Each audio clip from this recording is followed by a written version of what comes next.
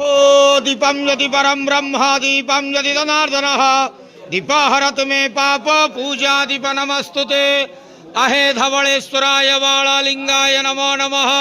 संसार सुखी रखंतु। आज मार्गशीर मासर शुभ सोमवार रे समस्त श्रद्धालु भक्त मानक आश्रीपद करंतु। मनस्कामना पूर्ण करंतु। कर्म क्षेत्र उन्नति करंतु। ग्रहरिष्ट खंडन करंतु। जगतर मंगल करंतु।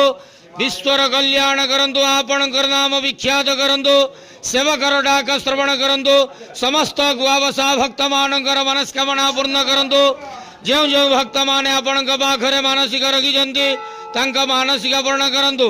धवलेश्वराय बालालिंगाय नमो नमः। संसार सुखी रखंतु आनंद गवार हरि बोलो। आज मार्गशीर मासर शुभ सोमवार रे समस्त श्रद्धालु भक्त मानक आश्रीपद करंतु आनंद गवार हरि बोलो। धवलेश्वराय बालालिंगाय नमो नमः।